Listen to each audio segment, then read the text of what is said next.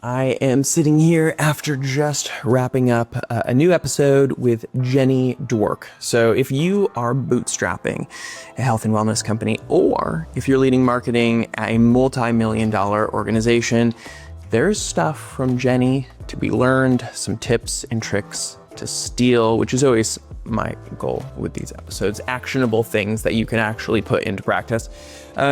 Jenny spent 4 years at WISP, which is a women's health brand. She was leading the internal team of marketers. She was overseeing external agencies, so much experience there. And she dives into that and exactly how they were approaching things and what was some of her first initiatives when she started with the organization. But then when we caught up a couple months ago, she had launched her own thing. She's launching her own telemedicine brand, and we dove into exactly what she's doing right now for marketing it, how she's differentiating and standing out. And I said, look at the next 2 years. What is your ideal roadmap when it comes to marketing related to channels, related to teams, related to any efforts or ideas that you have? So we dive in and break that down exactly too. I think that's very helpful. So a lot to learn, a lot to go into. Let's just dive into it. We're going to hear a little bit about Jenny's background first. All right, so let's dive a little bit first kind of into your background and focus on why even choose the area of health and what career steps did that take you through up to this point? Yeah, definitely. Well, thanks so much for having me. Really excited to be here. Did not have a traditional background getting into healthcare, but I'm so happy I found my way into healthcare, digital health specifically. I started my career as a television news producer. I worked at places like CNBC and Bloomberg, which I always say was a really great training ground for becoming a marketer and a brand builder, because you really have to, grab viewers' attention. And that's what we're all trying to do as marketers. I went to business school, kind of wanting to explore different career paths, sort of for a moment thought I wanted to do finance, which was very misguided. And then, Looking for a man in finance. Yes, exactly. No. And I found my way into the world of brand building and digital marketing, which I also always say is such a great intersection of what I was doing creatively with this storytelling, with, creating compelling graphics and images to tell a story on TV, with the more analytical side of, what I was working on when I did some finance work, when I was in business school, learning the metrics that help to drive a business. The world of digital health is really just that, mirroring those two, the art and the science. And so I built a few different brands, starting from mostly early stage, a book company called Book of the Month, helped to rebrand, reposition a legacy shoe company that was traditionally brick and mortar, helped to bring them into e-commerce and D2C. The company is called Aerosols. And around that time, really loved what I was doing with building brands, with helping to define them, with helping to drive them, with, strong performance marketing as well as the brands. It was COVID. 2021, I was thinking about, okay, how do I use my marketing powers for good? And really honed in on digital health. It was, early days. Telehealth was not as commonly used as it is now, and was approached by a company called WISP, which is a women's sexual and reproductive telehealth company, to sort of lead their marketing team. And I just thought, wow, like this solution should have existed.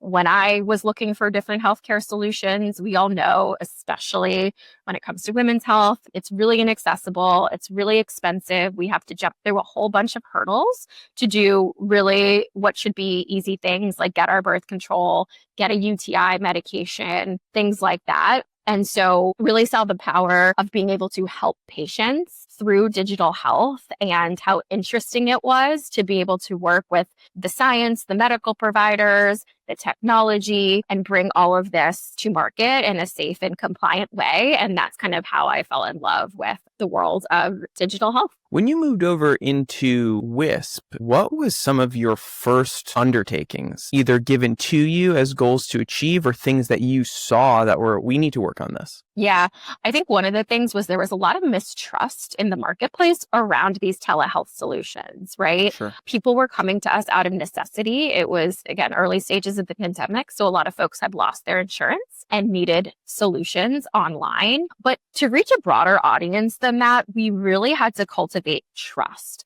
that we have legitimate services. Our care is, safe. We will only prescribe you medications if medically necessary. You will get your medications within the time needed. Some of these things are really urgent, right? When you have something like an infection, you need it really quickly.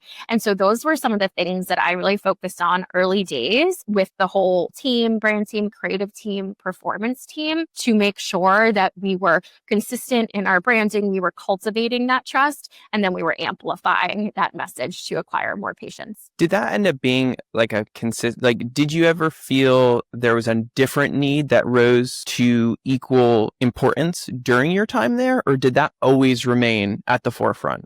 Trust building? I think over time, I think it's table stakes, right? Like, so you always have to be doing that. And we were always mindful of that, making sure everything that we did had that extra level of checks and balances and got, the full legal and compliance review, much more so than in other industries when you can put up a marketing message quite quickly. So that was always a piece of it. But I think as people became more familiar with the world of digital health, and there's big players out there, right, like Hims and Hers, that have more normalized seeking care online, I do think it definitely shifted. One of the things that we worked on was how do we become a more comprehensive care partner for our patients? So that meant rolling out and introducing a lot more solutions, treatments, at-home testing, those sorts of things, to be able to provide more solutions to patients all in one place. Yeah, it makes a lot of sense.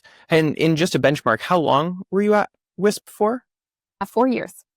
This is a long time. Was there any notable kind of campaigns or messaging efforts looking back that really kind of stood out to you as effective in that trust building effort? Yeah, in trust building, I think that was more like the things that we were doing every single day on our Sure. site, in our email communications, the consistency, the patient experience, surfacing those patient reviews on our site and in our marketing materials. I think some of the impactful campaigns that happen outside of that were things that we did like in out of home to bring attention to the censorship that happens in women's healthcare. So we did some kind of provocative out of home campaigns around, this ad will be taken down, faster than we'll be able to get you vaginal care, kind of making a nod to the censorship that happens to women's health companies. Sure. Yeah. So it is interesting because, obviously trust is the goal, but it has to be achieved through the day in, day out delivering. Because I guess within marketing, we could kind of say anything, but the product or the service has to back it up. I don't think you're building trust through a splashy campaign. I think that is absolutely, as you said, those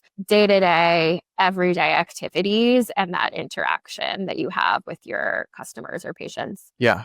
Well, speaking of interactions, we got to catch up a couple weeks ago or a month ago now, and you're not at WISP. Your time has come to an end, but you're on an exciting new project. What can you tell us about the company that you're working on right now? Yeah, definitely. So as I said, really fell in love with the world of digital health. And, I've always wanted to be an entrepreneur and thought, okay, now or never, let's do this. Left WISP and started thinking about, okay, where are there white spaces in the market? And where can we really add value? So me and a former colleague from WISP kind of both decided we wanted to go on this path. And we thought through the most highly stigmatized areas of care and areas of care that were personal to us as well, that we could really understand. And we honed in on anorectal care, which is not a word I had said before starting this company. But what that means is really things that are impacting the butt and the gut. It's all intertwined. So think constipation, hemorrhoids, anal fissures. And we thought, okay, this is really interesting. We both have had some kinds of personal experiences with this, but is that just a fluke? Let's do some research here. And what we found is that the research says up to 75% of US adults will experience hemorrhoids. So 3/4 of the population. It is particularly an issue in pregnant people. Up to 85% of women in their third trimester will experience hemorrhoids, and that's due to becoming constipated because of a whole host of factors, hormonal changes, body changes, lifestyle changes. And what's interesting is that they're not getting the solutions that they need because, as we know, pregnant people are not researched. And so they are often left to their own devices to figure out, okay, what is safe for me and what is not. And so we thought, let's really hone in on this audience and come up with the solution, working with a panel of medical advisors, gastros, colorectal surgeons, and of course, OBGYNs to come up with a better treatment for these women and for everyone, but particularly pregnant people. So, we did a lot of first party research as well, surveying women, asking them about their experiences, and sort of validated and stress tested our idea that way. Amazing. And when you are beginning the journey of building the product, obviously it's not even to market yet. What are some of your initial marketing thoughts? I mean, WISP was a multi-million-dollar company, right? It can't be handled the same way. So what are some of your theses here? Yeah, it's a really good question. We think about it all the time. I'm in a startup leadership class, which has taught me a lot. And one of the things is that what you're doing at an early stage company to market should not be scalable, is not scalable. So it's things like the founders going out there, we're posting on social, we're going to events, we're reaching out to mom groups, we're reaching out to partners. We're doing these less scalable things to really get a small but engaged group that we can then later scale. So at a larger company, you're looking about scalability, right? How do you boost your spend on channels like Google, Meta, TikTok? How can you do these larger things because you're just dealing with such high volumes and you're needing to hit these high growth targets? For us at these earlier stages, going from 5 patients to 10 patients, that could be a big deal, right? And we can do that by doing these grassroots things. Plus, you're out there talking to patients. So we see a lot of value in that. And that's our approach. Are there any certain channels that, you mentioned, right, events in person, but what are some of the other channels that you're willing to spend time on at this stage? Yeah, I think it's talking to anyone and everyone to get certain leads, introductions to different groups. So whether it's like a Facebook mom group or, a group on Slack of entrepreneurial women who have dealt with these things, it's really those human to human connections. So any way that you would normally meet groups of people, I'm going to go and talk to people about what we're doing and seeing, if people are interested in talking to us more and participating. So really it's just that human connection. Now, I know you're going direct to consumer, which obviously stays true to the digital health world that you're coming from. Was there ever a moment you considered doing B2B and selling what you do or your services through other providers? Or was that not even ever a consideration? Not initially. The D2C model is one that we're, familiar with. It's something that I think we'll think through further, but it is quite difficult and not scalable selling into, medical practices. So we're thinking about different ways of productizing the formulations that we've come up with, and whether down the road we look at more preventative care. So think supplements and those sorts of things that we can, maybe take into a retail setting. That could be interesting for us down the road. What is the competition in the space look like right now? Yeah. So there's a number of OTC solutions. Really interesting. When I sort of started thinking about this, just ideas, it was really only a few players. Preparation H is your traditional OTC. You can get it in the pharmacy. A Tux, which is wipes. They're more geared towards moms out of the hospital. They take a more clinical approach. But all of these things, all of these OTC players really just treat the symptoms. They're not going to actually help to treat the root cause and prevent. There's also on the other side, so if you think about those less impactful over-the-counter solutions, on the other side, there's a few branded prescription drugs that you can get through your doctor or maybe a few primary care telehealth providers if you tell them that you have hemorrhoids.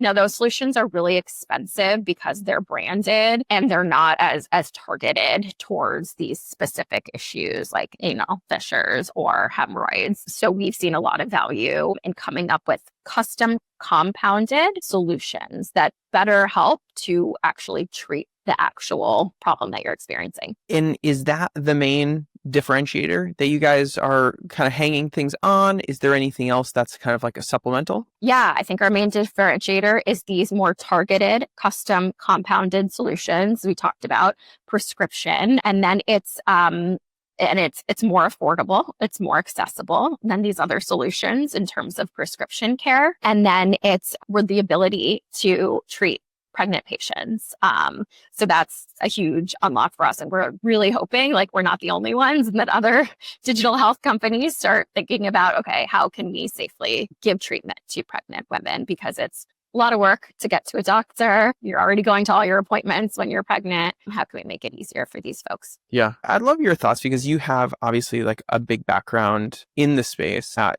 different scales, but just on the general topic of differentiation, the things that we think are sometimes important internally, it's really hard to like read the label when you're inside the bottle. So what are some of like the tactics, approaches, or mental filters that you bring to finding true differentiation that makes a difference to the consumer? I think it's really key because the whole market has become really crowded. We're expecting once we launch, we'll see other players in the space, right? And like, that's fine. That's great. There's enough patients out there for everyone. Enough butts to go around. Yeah. Enough butts to go around. We all got one. So you're absolutely right. So we think about differentiation and our brand with everything that we do. I mean, the name of our company is bummed. Like it just sticks out. It's a word that a lot of people use in their everyday life. So we're hoping, it kind of adds this element of humor, destigmatizes. It's not so serious. It's also, in the language that we use. So we talked about anorectal care and hemorrhoids and anal fissures. Like we say these things, we don't have euphemisms. We're really here to destigmatize, use the actual language. We're not trying to talk above you. We're trying to talk right at you. And then it's in our target market, pregnant people,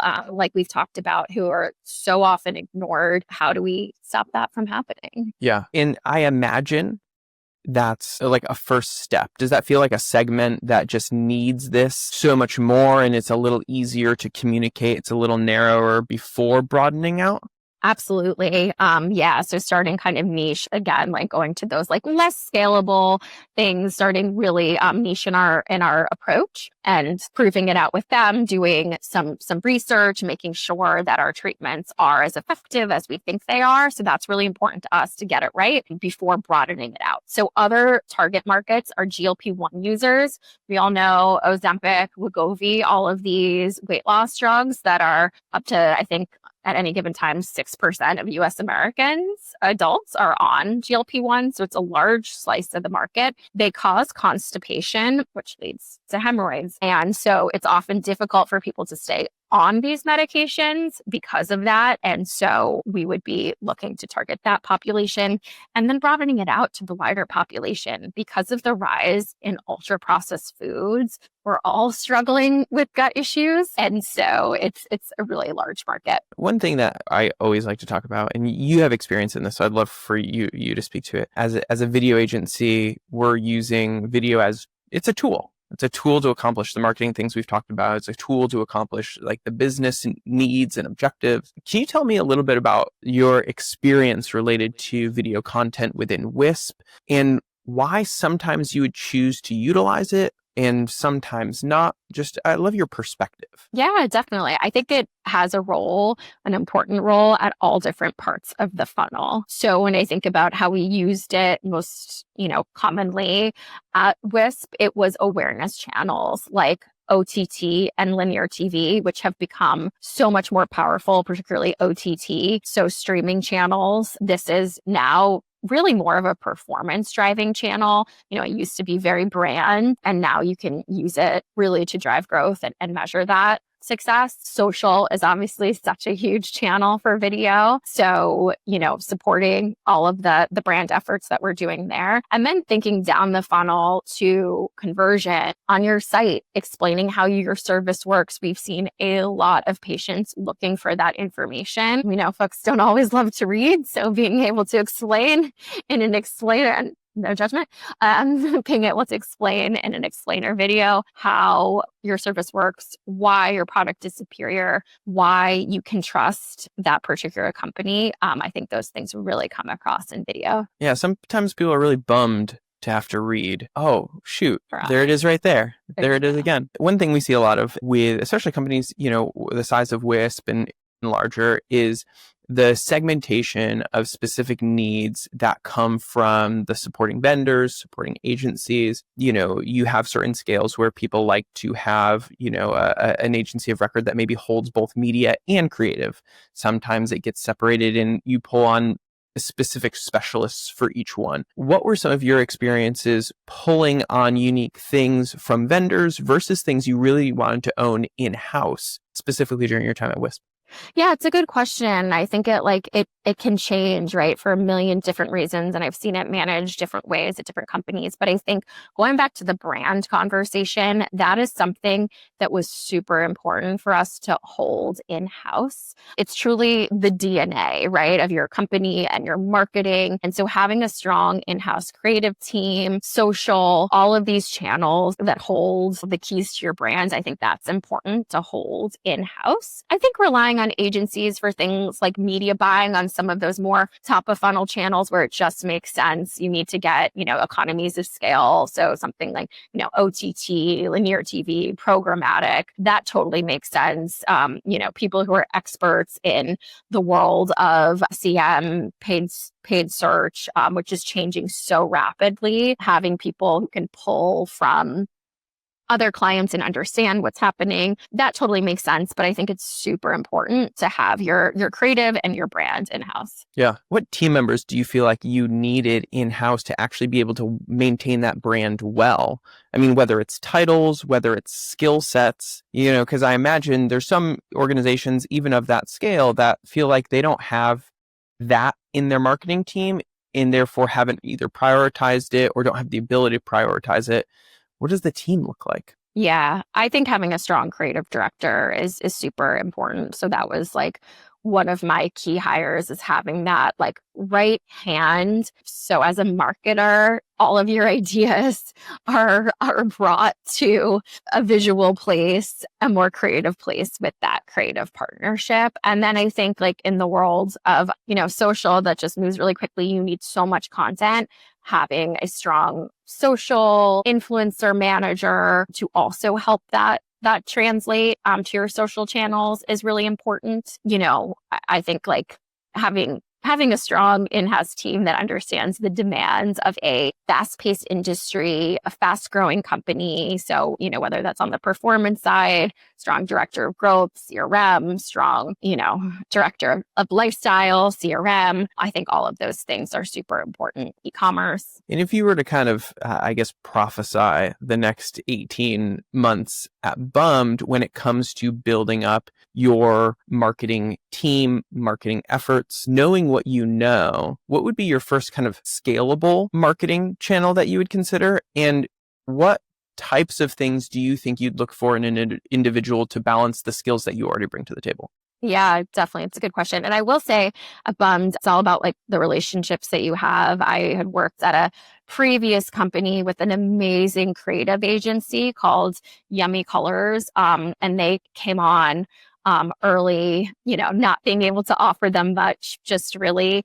they believed in our vision, and they've been amazing partners. So, we didn't have the funds or anything to bring in a in-house creative director, but I think there's creative ways of doing this, and they've really been an extension of our team. That said, I think an early hire would be a social manager. I think we have some amazing templates and tools now, with AI and everything, where we can sort of iterate on the strong brand guidelines that we've been given from Yummy Colors. They put their vision into, Canva templates and all of those, so we can take those and build ourselves. So having a social manager who's more savvy at TikTok than I am, I think would be a really big unlock. And then as we grow our audience, I think having, an email campaign manager and a performance manager who can help us launch across paid search, paid social, those channels that are lower in the funnel to start getting back some,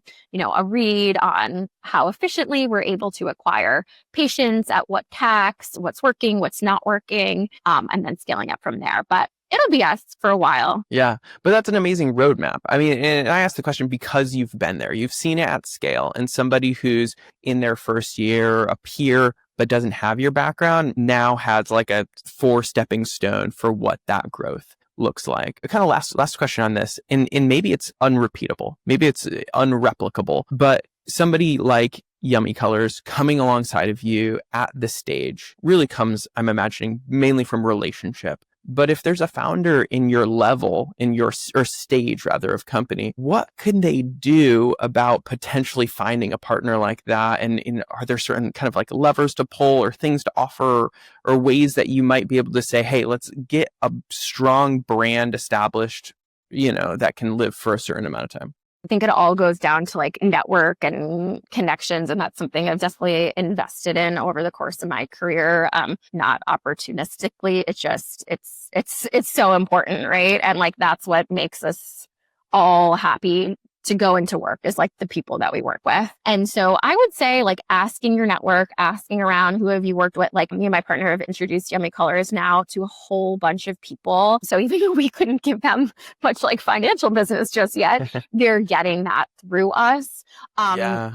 So that's one thing. I know people, I'm in a startup leadership program where a lot of other entrepreneurs, don't have those connections, and they've gone, online to places like Upwork, and like you can see people's work there and, hopefully cultivate a good relationship with someone. I know they've passed around, a bunch of people in my cohort have passed around the same designer who's helped them there. So I think there's a lot of resources. Just do your homework, talk to folks. I'm always happy to talk to folks about this. I think having strong creative partners is super important and can be underrated. So yeah, it's worth investing in. Amazing. Last question before we go out. I always like to end on this. Obviously, things are coming up that are exciting for Bummed.